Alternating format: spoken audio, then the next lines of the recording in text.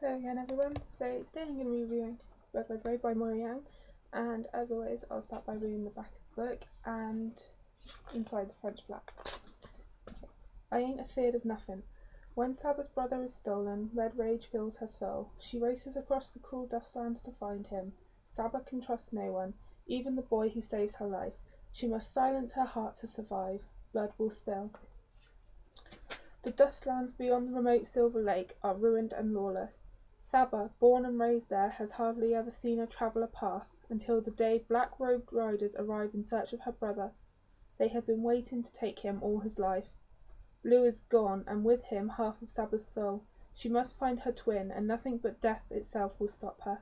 On her dangerous journey, accompanied by a clever crow, Saba needs courage and a spirit as strong and sharp as her crossbow to survive. Along the road come enemies and allies, and a mysterious young man with eyes the colour of moonlight. Okay, so this has been quite popular in the YA book community, and based on this cover, this would not be the sort of book I would pick up. I much prefer the US hardcover edition, which I showed a picture of at the beginning of this video. It's just so much better. I mean, I get why, there's blood and the Crow Nero is on there. Yeah, it's all relevant, so I can't fault it for that. But it just looks so horrible and tacky and just awful. I hate it so much. I mean, normally I can give or take book covers. I mean, if they're really nice, that's great. And if they're not so great, that's alright. I mean, but that, it actually makes me hate it. Hate it. And that rarely happens. It's very rare that I actually hate a book cover, but I do. And I've seen quite a lot of good reviews. People said it's 5 out of 5. It's the best book of the year so far for them. For me, it's not. It didn't live up to that for me personally. The plot is really good. So it's set in sort of a dystopian future world, and life is really hard, and it's violent. You can't trust anybody, and Saba has grown up pretty isolated. Her mum died giving birth to her youngest sister, and Saba has a twin brother, Lou, and they basically live with their father in the Dustlands, where it's really harsh and they have to really fight for survival. And they're out one day, and these road riders come and they take Lou, and she is so close to her brother Lou, and she's determined to find him. They kill her father, so she has to go by herself. She leaves Emmy with someone, and goes to find her brother. And it's one thing I will say about this book is it is definitely action packed. She goes from one disaster to another. She's always fighting to get through, and that's good. I liked that about it. It's definitely unique and a very original plot. I didn't feel like I was reading something I had already read by someone else. I felt it was very much the author's own idea.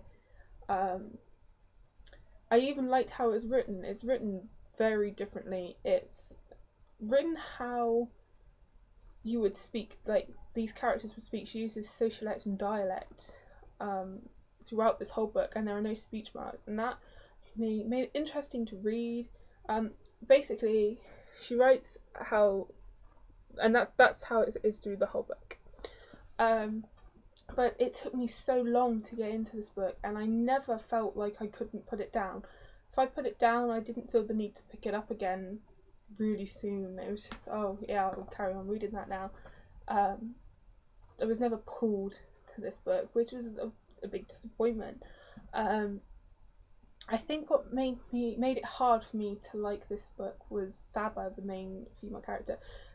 Yeah, she's courageous and brave and a really great sort of female lead character. She's strong, but I didn't like her character at all.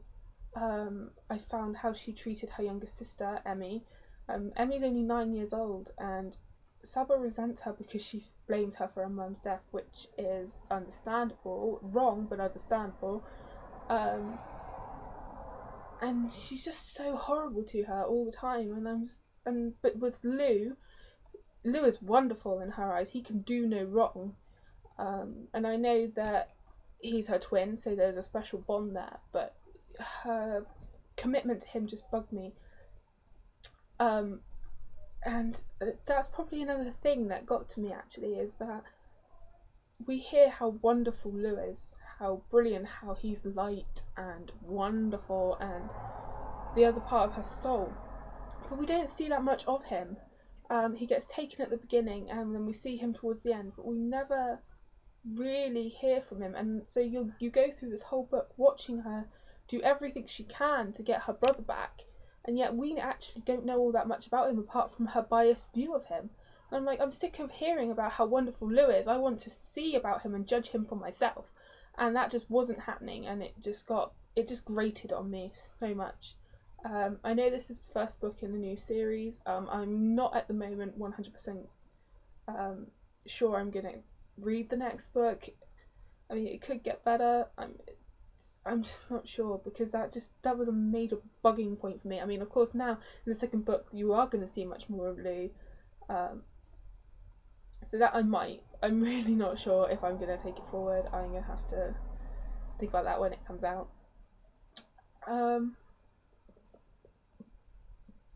Romance wise, as it says in the French flat, that there's slight romance.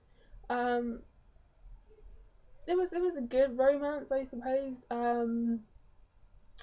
Jack is quite a funny character, and he was probably my favourite character in the whole book. He made me smile and laugh, and he was a great sort of romantic interest for Saba. He didn't take her rudeness or ungratefulness. That's another reason I didn't like her. And he sort of fought back with her verbally, which was great fun. I think I'm going to have to give this book half marks at 2.5 because I liked the plot. I loved her pet crow Nero. I thought he was great. Jack was good, and I liked the overall sort of setting and plot, but I didn't like Saba. And when you don't like the main character, it's very hard for you to like the book. Plus the whole not knowing anything about Lou apart from what Saba thought about him bugged me no end. But it is packed full of adventure. You think they're through something and then something else happens to them, and then it's continually like that.